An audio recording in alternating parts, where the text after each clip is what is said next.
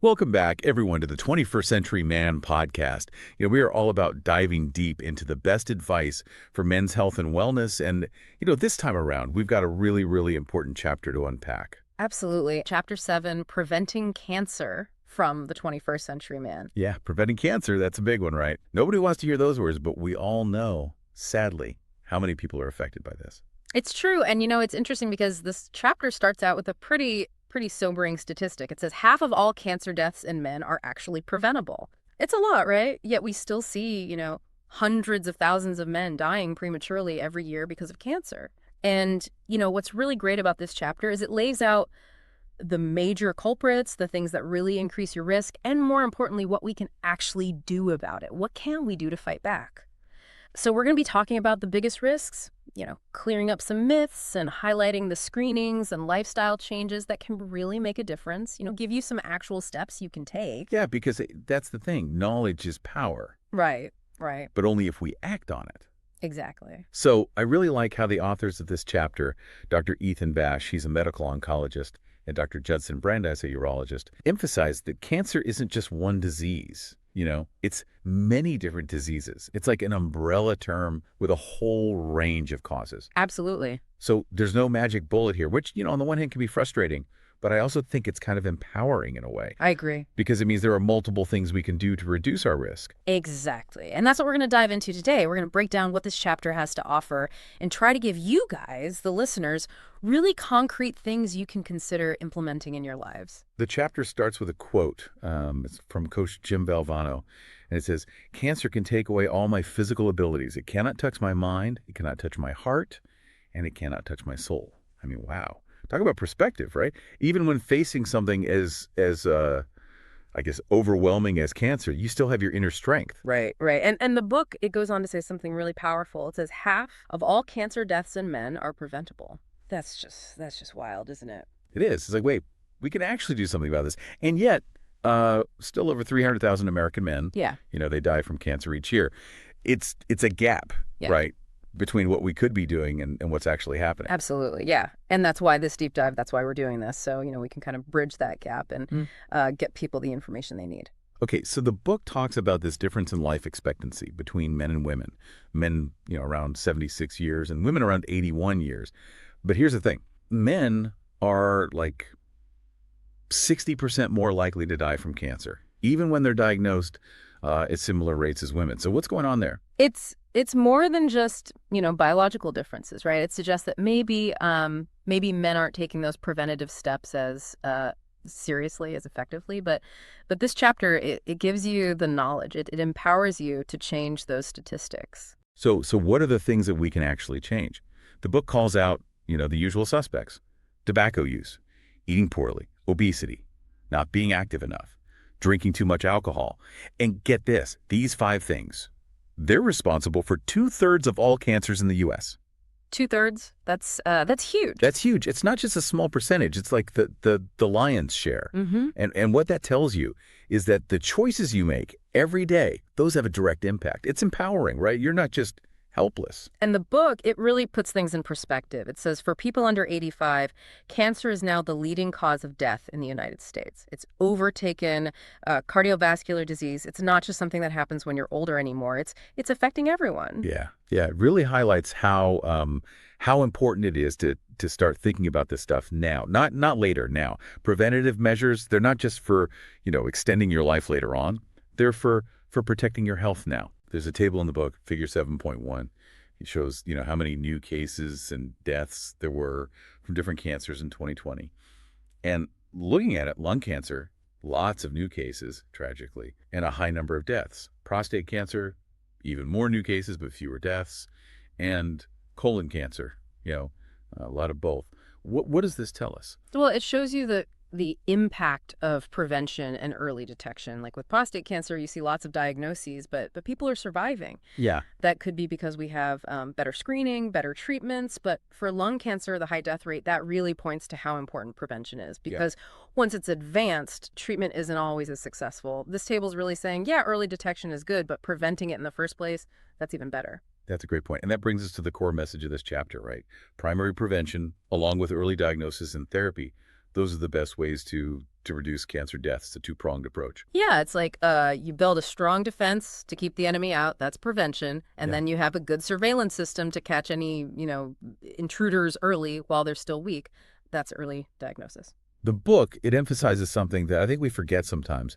It says cancer isn't just one disease. It's a bunch of different diseases, all with different causes. Yeah. Infections, lifestyle, environment, they all play a role. Yeah. Yeah, it's not a one-size-fits-all kind of thing. You can't just say, okay, I'm going to do this one thing and I'm protected. It's about understanding, the specific risks for each type of cancer. That's where the power is. Okay, so let's talk about some of these sources of exposure, the book calls them, starting with tobacco. It's blunt and straightforward. Tobacco use is the #1 preventable cause of cancer. 30% of cancer deaths in the U.S., that's because of tobacco.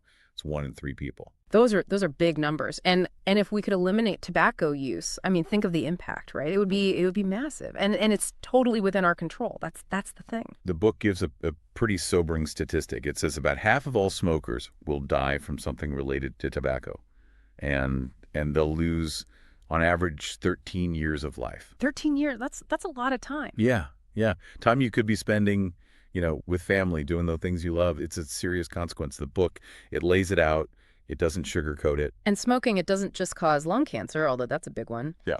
It increases your risk, by 10 to 30 times compared to a non-smoker. And lung cancer alone, that accounts for almost 25% of all cancer-related deaths. That's a heavy burden. Yeah, but the risk, it doesn't stop there. Right. Smoking also increases the risk of cancers in your mouth, your nasal cavity, your sinuses, even your what's it called, nasopharynx, the back of your throat up by your nose. Then there's the larynx, that's your voice box, esophagus, stomach, colon, pancreas, liver, kidneys, bladder. It's like a whole body attack. It is, yeah. Those chemicals in tobacco smoke, they travel everywhere. They can damage cells all over. The book does a good job of explaining those connections. But here's the good news, and the book highlights this.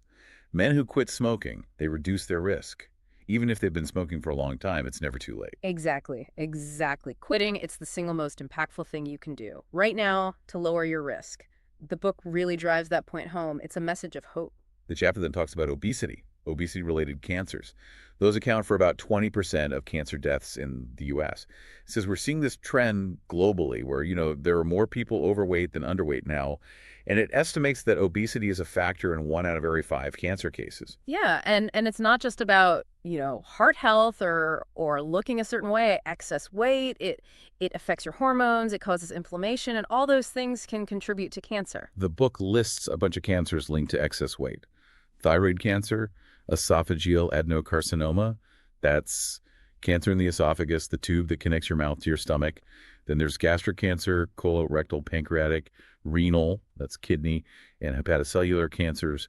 Those are in the liver. It's a lot. And what's interesting is the book explains how, being overweight, it doesn't just, put a strain on your heart. It messes with your body's systems, the hormones, the way it fights inflammation, and all those things can help cancer develop. There is a silver lining, though. Yeah. The book says that losing weight, that's been shown to lower the risk of dying from cancer. Right. It's not just about feeling better or fitting into your clothes. It's about really impacting, your long-term health, lowering that risk. Now let's talk about what we eat. Diet. The book says that one-third of all cancer deaths in 2018 were because of cancers of the digestive tract. Mm-hmm. The colon, the pancreas, the liver. That's a big percentage. Yeah. And it makes sense, right? What you eat, it fuels your body, it affects everything. And the book does a good job of explaining how those choices, they really matter. The book says that eating a lot of red meat, that's linked to colon cancer. About a 17% increase in risk for every 3.5 ounces you eat per day. And processed meat, even worse, at an 18% increase for every 2 ounces per day. And it talks about the reasons, the preservatives, additives, coloring, even how the meat is cooked, like if it's charred. Right.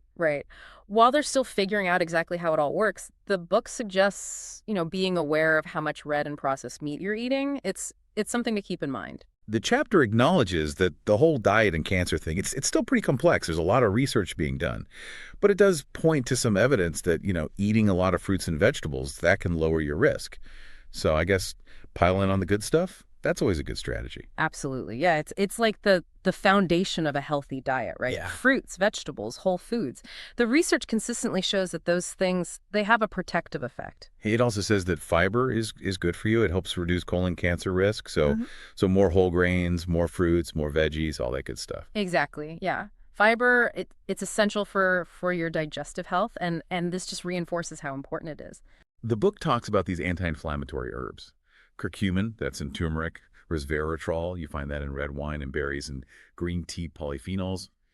It says they might have some protective effects, but the research in humans, it's still limited. And Yeah. and it's really important to remember these things aren't miracle cures. It's about a healthy lifestyle overall combined with, regular checkups with your doctor. Yeah, it's about a holistic approach, right? It's not just about taking the supplement or that herb, it's about everything working together. All right, shifting gears a bit, let's talk about infections.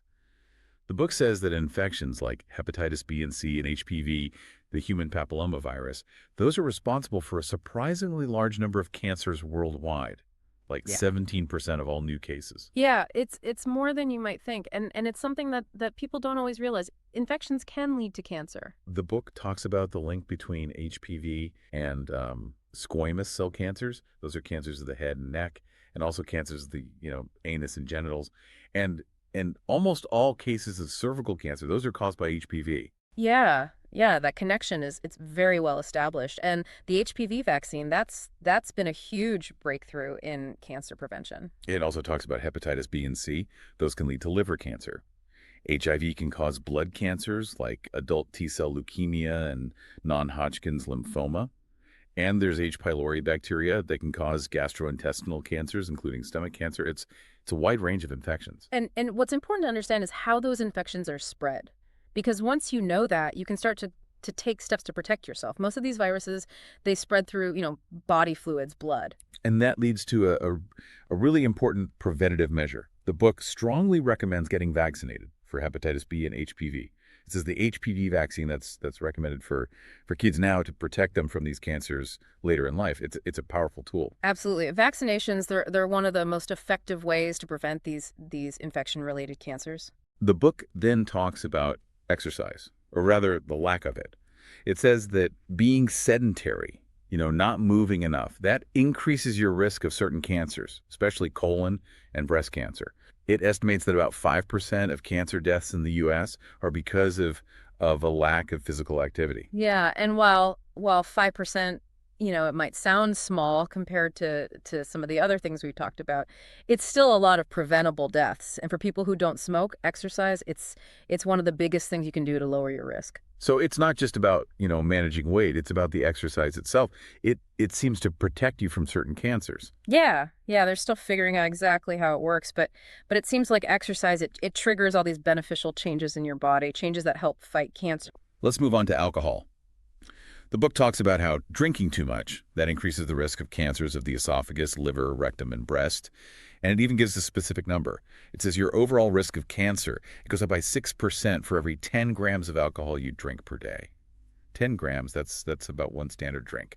It can add up fast. Yeah. Yeah, and link between alcohol and cancer, it's very clear. The book, it recommends moderation, don't overdo it. Worldwide, it estimates that somewhere between 3.6% and 10% of all cancers are because of people drinking too much. That's a global problem. It is, yeah. And the range that just shows you that it can vary a lot depending on, where you live, what people's drinking habits are. But the bottom line is limiting your alcohol intake, that's a way to protect yourself. The book then talks about sun exposure, ultraviolet radiation. It says that skin cancer is incredibly common in the U.S., over 1 million new cases every year. And it distinguishes between the types of skin cancer, the basal cell and squamous cell carcinomas, those are mostly curable. But then there's malignant melanoma, that's the serious one, and it still kills thousands of people each year. Yeah, skin cancer, it's something we need to take seriously. And while most types are treatable, melanoma, that's the one you don't want to mess with. The book, it really stresses sun safety. It says that the sun, that's the main cause of both melanoma and non-melanoma skin cancers. The UV radiation, it damages your skin cells, it can weaken your immune system, and the amount of sun you get over your lifetime, That's directly related to your risk of developing these cancers. It's a cumulative effect. So it's important to protect yourself, throughout your life, even when you're young. The book gives this scary statistic. It says that young men who use tanning beds, their risk of melanoma, it goes up by 75%. That's a huge increase. Tanning beds, they're just not worth it. Yeah, that's a big red flag. The book, it makes it very clear. Tanning beds, avoid them. So what can you do? The book suggests simple things. Limiting your time in the sun, using sunscreen, wearing a hat, sunglasses that block UV rays, even protective clothing. Yeah. Yeah, those are all practical steps you can take, easy to do, and they can make a big difference. The book also talks about occupational exposures. It says that at least 3% to 6% of cancers worldwide, those are because of things people are exposed to at work. It highlights how, reducing exposure to things like asbestos, that's been a big public health success. It shows you that, when we take action, when we have regulations, we can actually prevent cancer. The book talks about mesothelioma. That's a type of cancer caused by asbestos. It says the rates have gone down because we're using less asbestos. But it also says that, there are still everyday things that can be harmful. Things like gasoline fumes, welding fumes, wood dust, things that a lot of people are exposed to. It's about being aware of what's in your work environment. Yeah, and taking precautions. If your employer recommends certain safety measures, follow them. Don't take any chances. Now let's talk about screening, early intervention. The book emphasizes that, there's no one-size-fits-all approach. You really need to talk to your doctor, figure out what's best for you, what your risk factors are. Absolutely. Your doctor, they can personalize those recommendations. It's not just about, following general guidelines. The book does give some basic guidelines, though. For lung cancer, it says if you've been a heavy smoker, at least a pack a day for 30 years, and you're between 55 and 80, you should get a low-dose CT scan every now and then. Yeah, those scans, they can help catch lung cancer early. And early detection, that's key for successful treatment. For colon cancer, the book recommends a colonoscopy every 10 years, starting at age 50. If you're at higher risk, maybe because of family history, then you might need to get screened more often. Colonoscopy, it's not the most fun thing in the world, but it's really effective. It can even prevent colon cancer because they can find and remove precancerous polyps. So it's definitely worth it. For prostate cancer, the book talks about the PSA test. It says you should get that every other year between ages 50 and 75.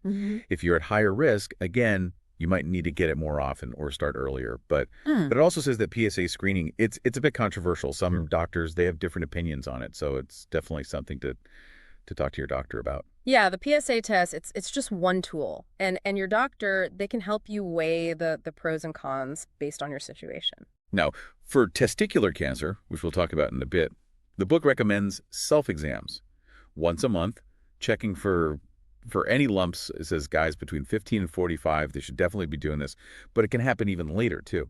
So it's something you could do yourself at home. Self-exams, they're so important. You get to know your body and you can catch things early. And for skin cancer, the book just says, check your skin regularly. Look for any changes, any new spots, any sores that aren't healing. And if you see anything that looks suspicious, go to your doctor right away. Regular skin checks, they're essential, especially if you're at higher risk. The book talks about genetic screening. It says that, we're going to see more and more of this in the future. Using tests to figure out what your risk is for different cancers and other diseases. It's a field that's really changing fast. Yeah, genetic testing, it's becoming more common, more accessible, and it can give you a lot of information about your personal risk factors. Yeah. It talks about BRCA1 and BRCA2 mutations. Those are, genetic syndromes that can increase your risk of breast cancer, ovarian cancer, pancreas cancer, prostate cancer. It said if you have a strong family history of any of those cancers, you should talk to your doctor, maybe even a genetic counselor. Yeah, the genetic counselor, they can really help you understand what your risk is and whether you should get tested or not. It also mentions Lynch syndrome. It's a hereditary condition that increases your risk of colon cancer, endometrial cancer, and others. It says it affects up to 1 in 300 people. That's a lot. Lynch syndrome, it's relatively common, and it can really increase your lifetime risk. So it's important to know about it, especially if it runs in your family. The book says that scientists, they're still discovering new genetic markers, things that might signal an increased risk of cancer. And there are already a bunch of tests you can get. But it also says that not all of these markers, they don't all mean that you're definitely going to get cancer. And some of them, we don't even know what they mean yet. Yeah, it's important to remember that genetic testing, it's just a piece of the puzzle. It's not a crystal ball. And here's something I thought was really interesting. The book says that, we have all this high-tech stuff now for detecting and treating cancer, but a lot of cancers, they're preventable with simple things. Mm-hmm. Things that don't cost a lot of money, things that aren't complicated. Oh, right, right. Yeah. It's a reminder that, sometimes the most powerful solutions, they're the simplest ones. It gives a whole list of general lifestyle recommendations: being active, maintaining a healthy weight, eating right, getting the HPV vaccine, not smoking, limiting alcohol, protecting yourself from STIs, minimizing sun exposure, getting screened. It's a lot, but it's all good advice. It's like the foundation of a healthy life, right? And on all these things, they work together to lower your cancer risk. The book then has this section called Prevention and Early Detection. And it starts by quoting the American Cancer Society. It says that about 1 in 2 men and 1 in 3 women will develop cancer at some point in their lives. That's a lot. Yeah, it's sobering, isn't it? Cancer, it's more common than we'd like to think. It says that over 700,000 men are diagnosed with cancer each year, and almost 300,000 die from it. And if you look at a man's entire lifetime, half of them, they'll get cancer at least once. Most cases, they happen after age 55. And the thing is, the book points out that a lot of these cancers and a lot of these deaths, they're preventable. That's right. It says that at least a third are because of smoking, and another third could be from a bad diet or not exercising enough. That's 2/3 that we could be doing something about. It's about, taking control, making those lifestyle changes. The book says that the 2 keys to beating cancer, those are, number 1, reducing your risk through prevention, and number 2, catching it early. It's about, being proactive on 2 fronts. So, under prevention, the book is very clear. Don't smoke. 90% of lung cancers, those are because of smoking. And it increases your risk for a lot of other cancers, too. So that's step 1. Quit smoking. Yeah, no ifs, ands, or buts about it. Smoking, it's just bad news. It also says to limit your time in the sun to prevent skin cancer. Although, we do need some sun exposure for vitamin D. It says fair-skinned people and people who got a lot of sunburns when they were kids, they need to be extra careful. Yeah, it's about finding that balance, getting enough sun for vitamin D, but also protecting yourself from those harmful rays. It talks about diet again. Eat a healthy diet, low in fat, high in fiber, lots of fruits, vegetables, whole grains. It says high-fat, low-fiber diets, those are linked to colorectal cancer, pancreatic cancer, and bladder cancer. Eating right, it's so important, not just for preventing cancer, but for your overall health. It says to avoid foods that are smoked, salted, pickled, or high in nitrates. Things like hot dogs and luncheon meats. Those might increase your risk of stomach cancer. Yeah, processed foods, those are generally not good for you. It's better to stick to whole, natural foods. It also says to be aware of your environment. Try to limit your exposure to certain chemicals like PVCs, tar, and creosote.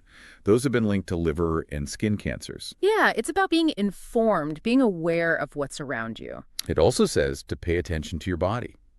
If you notice any changes, anything that seems off, go to the doctor. Don't wait. Yeah, early detection, that's so important. Don't ignore those warning signs. And of course, get screened. Get screened for colon cancer, bladder cancer, kidney cancer, testicular cancer, prostate cancer. The earlier you catch it, the better your chances of beating it. Regular screenings, they're essential. They can literally save your life. Now, under early detection, the book gives a whole list of symptoms, things that you should go to the doctor for. It says, these symptoms, they could be caused by other things too, but you should always get them checked out. So things like unexplained lumps, sores that don't heal, changes in moles, blood in your urine, stool, or saliva, a cough that doesn't go away, sore throat, back pain, unexplained weight loss, pain that just won't quit, pressure in your chest, unusual bleeding, nausea, fever. It's a long list, but it's good to be aware of these things. Right. It's better to be safe than sorry. If you experience any of these things, don't just ignore them. Go to the doctor, get it checked out. The book then talks about male breast cancer. It says a lot of people think that only women get breast cancer, but men can get it too. About 1% of all breast cancers, those are in men. And it even mentions Richard Roundtree, the actor who played Shaft. He was diagnosed with male breast cancer. Yeah, it's important for men to know that they're not immune to this. Awareness is key. The most common symptom, it says, is a lump under the nipple. You might also have some bloody discharge from the nipple, or the nipple might be retracted, meaning it turns inward. If you notice any of these things, the book says go to the doctor right away. Early detection is just as important for men as it is for women. And here's a really important point. The book says that a lot of men, they put off going to the doctor because they think, oh, real men don't get breast cancer. But that kind of thinking, it can be dangerous. It's so important to overcome any hesitation and just go get checked out. Right, your health is more important than any outdated ideas about masculinity. Finally, the book talks about testicular cancer. It says this is the most common cancer in young men between the ages of 15 and 35. And it can be aggressive, it can spread quickly, but the good news is if it's caught early, the cure rate is almost 100%. So early detection, that's absolutely crucial. Yeah, testicular cancer, it's one of those cancers that can be really scary, but it's also very treatable, especially if you catch it early. The book talks about some risk factors for testicular cancer. Having an undescended testicle, even if it was corrected with surgery, having a family history of testicular cancer, and being Caucasian. So if you fall into any of those categories, it's even more important to be vigilant to do those self-exams. In the book, it gives you step-by-step instructions on how to do a testicular self-exam. It says to do it once a month, starting at age 15. The best time is after a warm shower or bath when the skin is relaxed. Use some soap to help your fingers glide. Gently roll each testicle between your thumb and fingers. Feel for any lumps. It says it's normal for one testicle to be slightly larger than the other. Yeah, the point is to get to know what feels normal for you. So if there's any change, you'll notice it. You're looking for hard lumps about the size of a pea, and they usually don't hurt. The book says to ignore the epididymis. That's a cord-like structure on the back of each testicle. That's normal. That's not a lump. And if you find anything that feels suspicious, or if you have any pain, any heaviness, go see a doctor right away. Don't wait. Don't hesitate. Early detection is key. The book wraps up with some key takeaways. It says at least half of all cancers, those are preventable with simple lifestyle changes. It stresses the importance of screening, getting those checkups, doing those self-exams. And it mentions genetic testing, how that can help identify, if you're at higher risk for certain cancers. It's a good summary of the most important points, things you can do to protect yourself. The book also has some resources you can check out if you want to learn more. Dr. Bash, he has a page on the UNC School of Medicine website, and there's the American Cancer Society website, cancer.org. Lots of good information there. Yeah, it's great that the book provides those resources. It gives you a starting point, for further exploration. So we've covered a lot of ground today. Chapter 7 of the 21st Century Man is packed with vital information, things every man should know. We've talked about the things you can do to prevent cancer, the importance of screenings, of being aware of your body. It's empowering, isn't it? It is, yeah. It gives you the tools to take control of your health. And it reminds you that, small changes, those can make a big difference. So, we've really just scratched the surface here. This chapter is packed with information. I highly encourage everyone to read it in its entirety, as well as the rest of the book, The 21st Century Man. Absolutely. It's an invaluable resource for men's health. It is. So think about those low-tech, low-cost interventions that the book talked about. What small change can you make today to reduce your risk of cancer? It's all about those little steps, those daily choices that add up over time. That's right. And we'll be back next time to delve into Chapter 8, Decoding Your Cancer Genes. It's going to be a fascinating one. Until then, take care of yourselves. And be well.